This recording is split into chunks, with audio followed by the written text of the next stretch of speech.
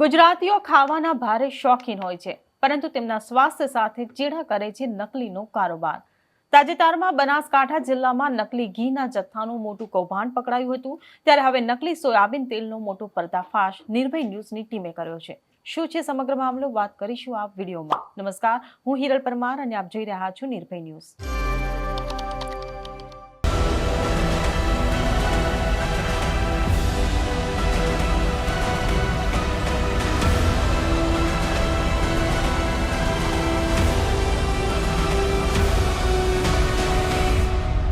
બનાસકાંઠામાં એક ગ્રાહક જ્યારે દુકાનમાંથી વેપારી પાસે તેલ ખરીદવા ગયા, ત્યારે વેપારીએ અસલી તેલના બદલે ગ્રાહકને નકલી તેલ પધરાવી દીધું.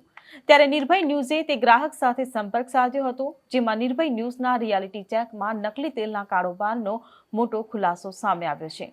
જુઓ બનાસકાંઠાથી ધ્રુવ પરમારનો ખાસ અહેવાલ.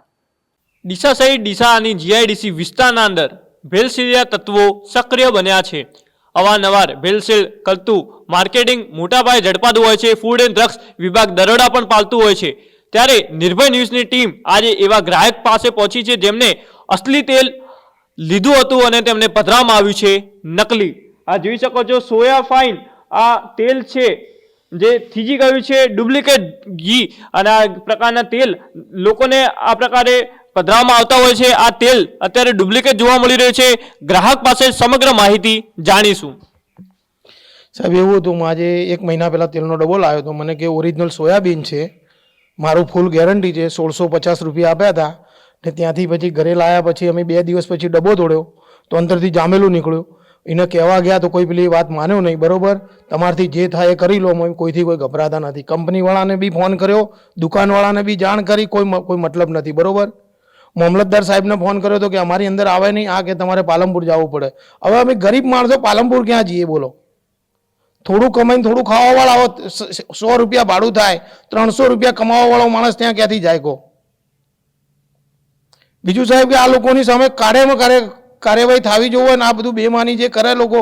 ડીસા જીઆઈડીસી, ચંજેર જીઆઈડીસી ની અંદર બધું ભેળસેળ. મરચાની અંદર વેર નાખીને આપે છે. બરોબર,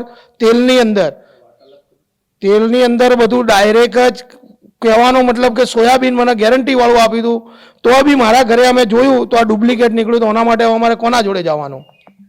તમે શું વેપારી પાસે આ પ્રમાણે વાત કરી કે મેં તમારી પાસેથી પૂરતા પૈસા આપીને પૈસા આપ્યા છતાં પણ મને શા માટે આ પ્રકારનું ડુપ્લિકેટ તેલ પધરાવવામાં આવ્યું છે? કે મારી ફૂલ ગેરંટી, તમે લઈ જો, તમને ના ગમે ને તો કે એકના હું 2 ડબ્બા આપીશ.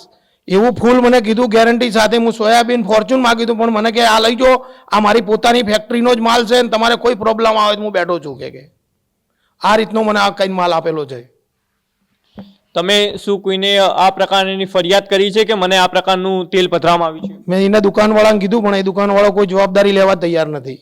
તમારથી જે થાય કરી શકો, કેસ કરવો તો કેસ કરો, જે બી કરવું એ કરી શકો છો કે એવું કહેવા માગે છે. તારે નિર્ભય ન્યૂઝની વાતચીતમાં અમને જણાવ્યું કે આમને પૂરતા પૈસા આપીને પણ તેમને નકલી તેલ પધરાવવામાં આવ્યું છે. આ જે નકલી પધરાવવામાં આવ્યું છે તેલ, તે સ્વાસ્થ્ય માટે ખૂબ જ હાનિકારક છે. કેન્સરનું કારણ પણ આ પ્રકારનું તેલ બનતું હોય છે. ક્યાંક ને ક્યાંક આ પ્રકારની ફરિયાદ પણ લેતા નથી. આ ફરિયાદ થવી જોઈએ. ધ્રુવ પરમાર, નિર્ભય ન્યૂઝ, બનાસકાંઠા. ત્યારે આ ઘટનાથી હવે માલગઢ ગામ સહિત બનાસકાંઠા જિલ્લાના લોકોમાં ફફડાટ ફેલાયો છે. ત્યારે તમે પણ ચેક કરી લેજો કે આ ભેળસેળિયા તેલિયા રાજાઓ બ્રાન્ડેડ કંપનીના નામે અખાદ્ય અને નકલી તેલ તો તમને નથી પધરાવી રહ્યા ને? ત્યારે આ ઘટનાથી હાલ તો લોકોમાં પણ ભેળસેળિયા તત્વો સામે રોષની લાગણી છવાઈ છે. તમને અમારો અહેવાલ કેવો લાગ્યો તેમને કમેન્ટ બોક્સમાં લખીને ચોક્કસથી જણાવશો. અને જો વિડીયો પસંદ આવ્યો હોય તો વિડીયોને લાઇક, શેર અને અમારી ચેનલ નિર્ભય ન્યૂઝને સબસ્ક્રાઇબ કરવાનું ભૂલશો નહીં. આભાર.